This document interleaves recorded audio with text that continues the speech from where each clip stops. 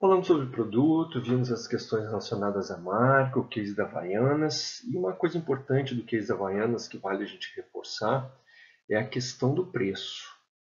Então, para que toda aquela estratégia fosse colocada em prática e fosse efetivada, realmente trouxesse resultado, foi importante definir o preço do produto para que ele pudesse passar a percepção de qualidade.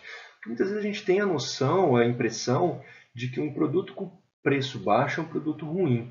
Quantas vezes a gente já não foi no supermercado, olhou o prazo de validade de um produto, ou viu o preço de um produto, a primeira coisa que a gente olhou foi o prazo de validade. Né? Então a gente tem esse receio de que uma coisa mais barata pode ser uma coisa de pior qualidade. Né? Então, como identificar isso? Como trabalhar isso no mercado? Então, uma das propostas do P de preço, do mix de marketing, é essa: ajudar a essa percepção de qualidade. Como a gente viu no início, quando a gente fala de P de preço, a gente não está falando só do valor monetário. A gente está falando também como é que é o prazo de pagamento que eu dou para as pessoas, quais são as formas que eu aceito para as pessoas pagarem. Então, muitas vezes, eu vou desenvolver um projeto, um serviço, esse projeto vai custar 3, 4, 5 mil reais. Pode ser que para pagar à vista fique mais complicado, mas se a gente tiver a opção de passar um cartão de crédito, se a gente tiver a opção de fazer um parcelamento, ou o próprio projeto vai durar um pouco mais, para que a gente não arrisque de não receber por esse dinheiro, a gente pode parcelar. Por quê? R$ 4.500, é puxado para pagar de uma vez só. Mas 3 parcelas de 1.500, talvez fique um pouco mais viável. Né? Então a gente tem que avaliar isso também e pensar nesses outros elementos, não só no quanto eu vou cobrar pelo meu produto. E é sobre isso que diz o preço, o P de preço. Né? O P de preço é um elemento do mix de marketing que produz receita. Então, enquanto a gente desenvolve questões relacionadas a produto, que custa dinheiro, desenvolvimento, pesquisa, praça para entregar, logística, comunicação, que é a divulgação, o P de preço é o que traz o dinheiro para a empresa. Né? E isso é um problema porque não é questão dele trazer a receita para a empresa, mas o fato dele ser muito maleável. Então a gente pode simplesmente de uma hora para outra mudar o preço do nosso produto. Custa 20, agora vai custar 10. Né? Então é uma coisa fácil de se mexer. Então muitas vezes as empresas acabam trabalhando, fazendo alterações no preço sem perceber que ele ajuda a formar essa percepção de qualidade. Né? Então é um cuidado que a gente precisa ter para não cobrar muito barato pelo nosso produto, para não desvalorizar, né? Mas também não cobrar muito caro pelo nosso produto para que a gente deixe de vender. Né? Então a gente vai ver que a relação que existe entre o produto tem muito a ver com o que eu estou oferecendo de benefício e um comparativo com o meu concorrente, com a minha concorrência. Né? Então o preço de um produto não deve ser determinado também só pelos seus custos, mas por quanto a concorrência está cobrando e principalmente quanto que o cliente está disposto a pagar. Então essa é a grande questão. Se eu tenho uma marca forte, se eu sou uma empresa conhecida, um escritório que já desenvolveu bastante projetos, muitas indicações, muita gente falando bem de mim, é provável que esse consumidor já tenha uma expectativa maior e aceite pagar um preço um pouco mais elevado por esse produto. Mas se eu estou entrando no mercado agora, começando agora, se eu não tenho algo realmente muito diferente para entregar, é bem provável que eu tenha que cobrar um preço, né, ali talvez abaixo da média do mercado. Então essa relação aí é muito importante e ajuda a determinar a percepção de qualidade. Então, quando a gente fala do preço, a gente está falando como é que eu vou definir o meu valor mínimo, o valor máximo, qual é a faixa de preço que a gente pode trabalhar. E a gente tem a seguinte questão: o meu valor mínimo é determinado pelos meus custos.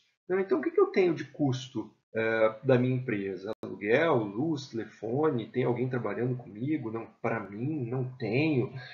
Custo de deslocamento, custo de atualização, de me atualizar.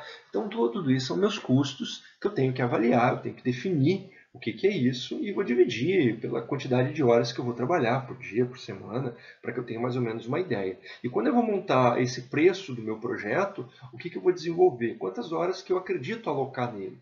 Claro que uma experiência vai me dar uma ideia de como é que eu vou trabalhar isso daí. Eu posso ter mais ou menos um patamar de preço. E claro que eu tenho já uma referência do mercado. Né? Então o próprio mercado já tem mais ou menos uma prévia de quanto que eu cobro por projeto, por hora, por metro quadrado, né, do serviço que eu vou prestar. Então já é uma base. E a grande questão é, eu vou cobrar o mínimo ou vou cobrar o máximo do mercado? E tudo isso vai depender do quanto de benefício eu estou entregando. Então, tem condições de eu cobrar um preço acima do que o mercado cobra? Sim, eu posso cobrar, desde que eu consiga entregar para esse mercado muito mais vantagens, muito mais benefícios, que naquela fórmula de valor o consumidor perceba que eu estou entregando muito mais benefícios do que eles estão tendo de custos. Então, por esse motivo, o consumidor vai acreditar que minha proposta vale a pena e é uma coisa viável para ele adquirir. Então, essa proporção é uma coisa interessante. E também eu posso definir algo, olha, eu vou trabalhar um valor, um preço abaixo da média do mercado, para que eu possa ter um volume, para que eu possa montar um portfólio e para que eu possa, claro, com o passar do tempo, valorizando o meu serviço e começar a cobrar mais. Então, essa é um pouco da relação. Não posso cobrar menos do que meus custos, porque senão eu vou trabalhar e vou ter prejuízo. Por mais que eu trabalhe e vai chegar no final, eu não vou ter minha margem de lucro. Mas também temos que ver a questão de quanto que os concorrentes estão cobrando e também quanto que o mercado está aceitando pagar por aquele meu produto, por aquele meu serviço. Tem um estudioso sobre estratégias, que é o Michael Porter. Ele desenvolveu um livro chamado Vantagem Competitiva, tem também um livro de estratégia competitiva. Ele fala o seguinte, que a vantagem competitiva está no âmago de qualquer estratégia. E para que isso aconteça, é preciso que a empresa escolha três formas, uma das três formas sobre ter vantagem competitiva. Uma dessas três formas é a liderança de custo. O que é liderança de custo? Liderança de custo tem muito a ver com ganho de escala. Ou seja, eu vou ter um custo muito barato, eu vou ter o meu serviço, eu vou ter as minhas despesas muito em conta, e para que eu possa transformar esse custo consumidor em preço. Então, eu tenho os meus custos baixos, eu pago por aluguel, não tem gente que trabalha comigo, e em função disso eu posso transmitir um valor mais em conta para o meu consumidor. Então, eu vou ganhar, na verdade, no volume de trabalho que eu vou desenvolver. Então, no nosso caso, não se encaixa tanto, mas eu posso ter um tipo de estratégia para que eu tente reduzir mais meus custos e conseguir oferecer um pouco mais em conta o meu produto no mercado.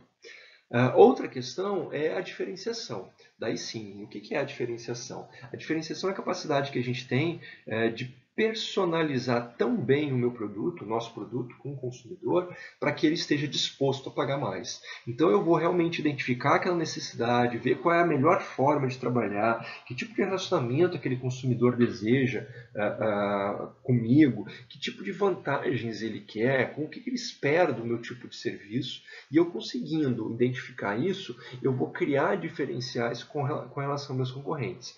E em função desse conhecimento, dessa prática, dessa habilidade, dessa marca que eu já desenvolvi, o que eu faço? Eu cobro mais caro por esse serviço, porque eu me diferencio, não tem nada que possa ser comparado ao meu. Então isso é uma coisa bem interessante. Um exemplo disso é o caso do Cirque du Soleil. Então a gente tem o Cirque du Soleil, ele não é um circo, ele não é um teatro, ele não é um evento musical, ele consegue fazer um show, e prestar um serviço de entretenimento para as pessoas, que é algo tão único que as pessoas são dispostas a pagar muito mais por aquilo.